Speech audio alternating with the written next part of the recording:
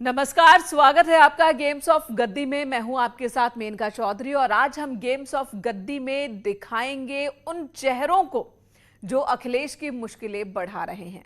मानवता के नाम पर अखिलेश मदद करने की अपील कर रहे हैं, लेकिन उनके नेता नरसंहार करने वालों को बधाई दे रहे हैं।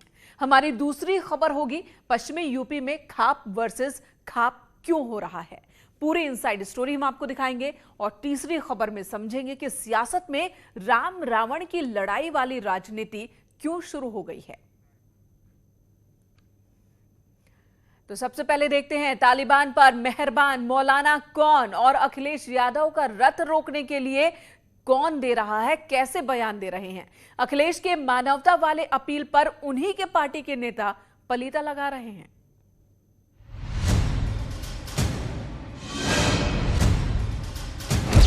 तस्वीरें अफगानिस्तान की हैं।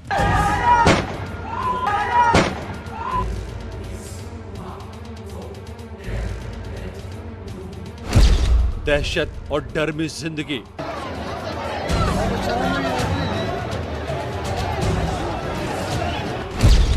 महिलाओं की जिंदगी नरक बनाने वाले तालिबानियों को देखिए।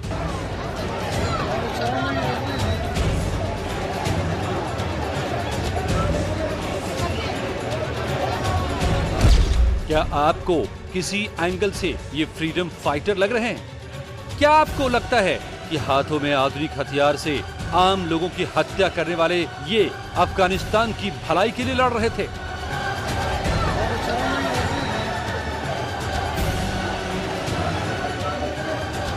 मासूम बच्चियों से रेप करने वाले, महिलाओं को मारने वाले, आम अफगानियों की जिंदगी तबाह करने वाले इन आतताइयों को हिंदुस्तान के कुछ मुसलमान शुभकामनाएं भेज रहे हैं, उन्हें अपना भाई बता रहे हैं।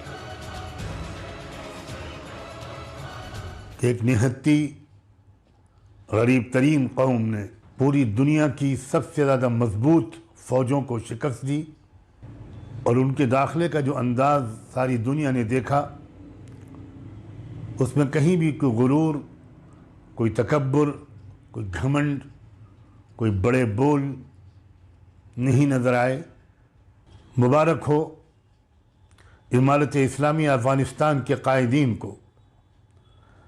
आपका दूर बैठा हुआ ये एक हिंदी मुसलमान आपको सलाम करता है।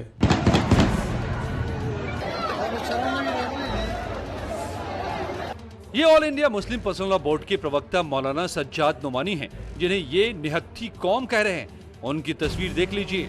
उनके आतंक से लोग जान बचाने के लिए भाग रहे हैं, लेकिन हिंदुस्तान के इस मौलाना के लिए तालिबानी एक निहत्थी कौम है जो अमेरिका से लड़ रही है। इसी कौम को एसपी के नेता शफीकुर रहमान ने 17 अगस्त को फ्रीडम फाइटर बताया था और हिंदुस्तान की आजादी के आंदोलन से तुलना की थी। हमारा देश जब अंग्रेजों के कब्जे में तो सारा हिंदुस्तान आज़ादी के लिए लड़ रहा था। अब वहाँ का भी अब अमेरिका ने कब्जा कर रखा, पहले रशिया में था, फल जगह जगह उनका भी कब्जा, वो भी आज़ाद रहना चाहते, अपने देश को आज़ाद कराना चाहते। ये तो उनका पर्सनल मामला है, इसमें हम क्या दखल देंगे। समाजवादी पार्टी के नेता यही नहीं रुके। संभल में ही एसपी नेता चौधरी फैजान ने अपने फेसबुक वॉल पर तालिबानियों को मुबारकबाद दी। फैजान चौधरी ने लिखा, मुल्ला गनी बरादर को अफगानिस्तान का राष्ट्रपति बनने पर दिली मुबारकबाद। सब ताज उछाले जाएंगे, सब तख्त गिराए जाएंगे। चौधरी फैजान समाजवादी पार्टी के युवजन सभा के जिला महासचिव हैं। तालिबान की जीत पर खुशियां मना रहे हैं। तालिबान से प्यार जताने वालों में पीस पार्टी के नेता शादाब चौहान भी हैं। शादाब चौहान ने अपनी ट्वीट में लिखा कि तालिबान को शुभकामनाएं, उन्होंने शांतिपूर्ण तरीके से सत्ता को हासिल किया। उम्मीद है कि वो अहकाम इलाही निजाम मुस्तफा का राज कायम करेंगे, जिसमें किसी भी नागरिक के साथ भेदभाव नहीं होगा। मामला बढ़ता देख एसपी के नेता शफीकुर रहमान ने सफाई दी है। उनका कहना है कि उनके बयानों को गलत ढंग से समझा गया। मैं इस सिलसिले में कोई कुछ बात नहीं कह सकता, बल्कि मेरे मुल्क की जो पॉलिसी होगी अपने मुल्क के साथ में ये बयान दिया मैंने, तो इसमें मैंने क्या जुर्म कर दिया, मैंने तो मना कर दिया उनसे। मैंने कि तालिबान से मेरा कोई ताल्लुक नहीं, कोई वास्ता नहीं, मैं वहाँ का रहने वाला नहीं। तो मैं तालिबान के सिलसिले में मैं राय देने वाला कौन हूँ? मैंने कि मैं क्यों दूँ राय इसमें अपनी राय? मैंने कि मैं अपने मुल्क के साथ हूँ, मुल्क की जो पॉलिसी बनेगी, ये जो होगा, मैं मुल्क के साथ हूँ। बस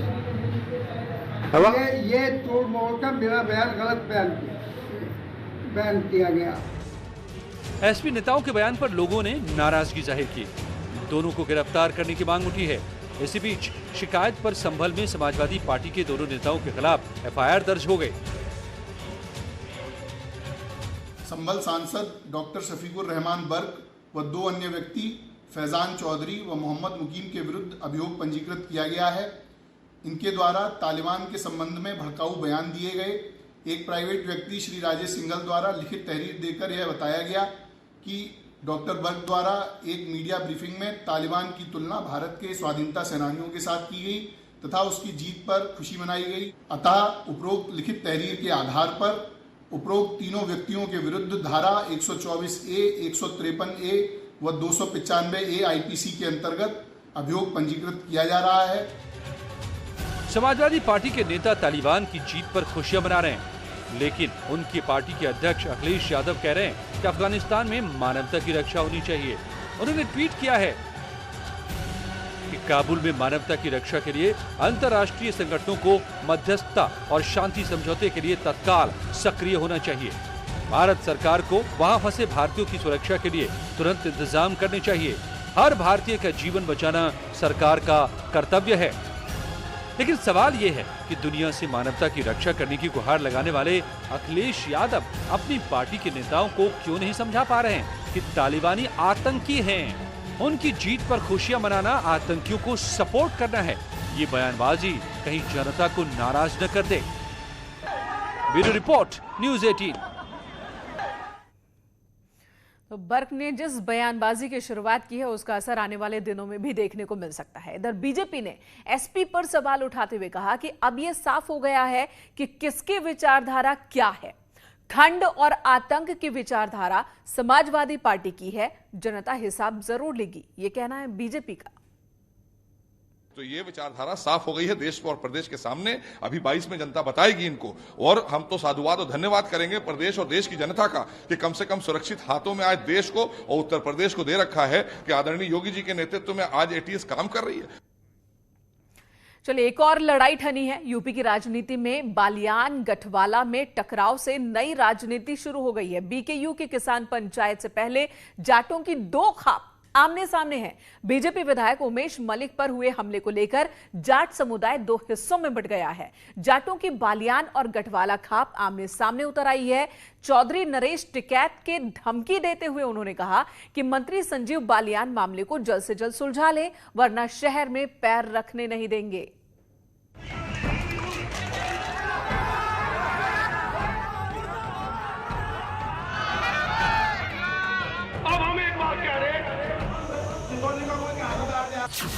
पश्चिमी यूपी की राजनीति में बड़ी हलचल।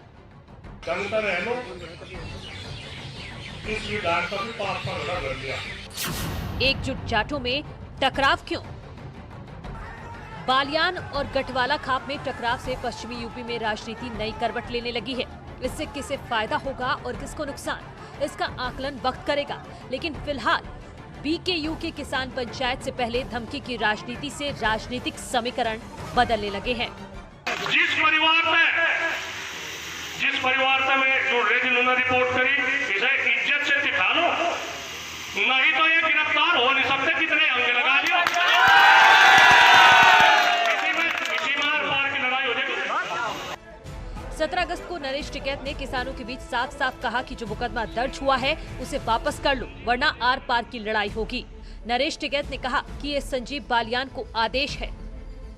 आदेश यही है, सब फैसले को निपटाओ और आगे इस तरह की कोई घटना ना हो, उसका ध्यान रखो। अगर गिरफ्तारी के प्रयास होते हैं तो किस तरह की?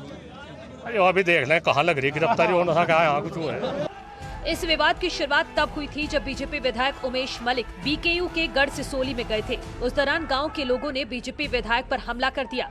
हमलावरों में बीकेयू के कार्यकर्ता होने के आरोप हैं। इसके बाद मामले में संजीव बालियान की एंट्री होती है और 9 लोगों के खिलाफ नामजद FIR किया गया, जिसके बाद भारतीय किसान यूनियन और बीजेपी आमने सामने आ गई।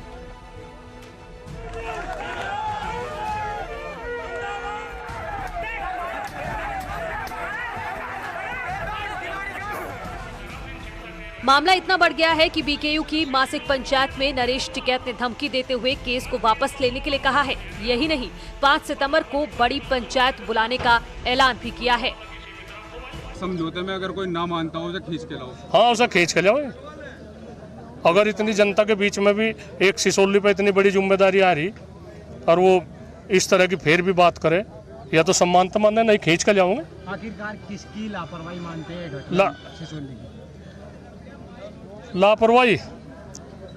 लापरवाही विधायक जी की लापरवाही है। नरेश टिकैत का आरोप है कि विधायक के संरक्षण में कुछ चीजें गलत हो रही हैं। सिसोली गांव को बदनाम किया जा रहा है। दाग लगाने की बात है, सिसोली को बदनाम करने की बात है, जिनमें हमारे भी आदमी है, अपने भी आदमी है, जो सिसोली के तो सभी अपने ही है। उनकी इस तरह की सोच, अब उन्हें किस तरह की बदनामी हो रही है उसका उन्हें ख्याल नहीं, तो इस तरह की बात नहीं चाहते करने, बात निपटानी चाह। बहुत बड़ी जिम्मेदारी है सिसोली की। नरेश टिकैत धमकी के अंदाज में अभी तक बातें कर रहे हैं, लेकिन बालियान की ओर से कोई जवाब नहीं आया है। लेकिन जिस तरह से टिकैत इस मामले को तूल दे रहे हैं, मकसद राजनीतिक लगता है। 5 सितंबर की महापंचायत इस मामले को नया मोड़ दे सकती है। Bureau report, news 18।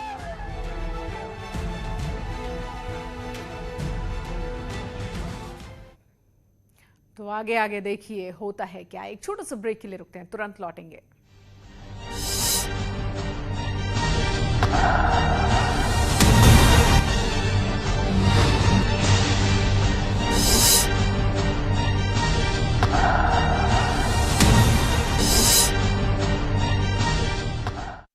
बारिश कर दी।